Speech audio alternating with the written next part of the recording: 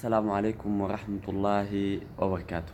صلاة الضحى qofka hadduu ku bilowdo maalintiisa salaatu duxa waxay u noqonaysaa maalin baraka ah, maalin khayr badan uu sameyn lahaa, ajar badan la yimaan lahaa. Labadaas rakac uu hadduu la yimaado salaatu duxa way kaga kaafinaysaa, way ugu filan tahay.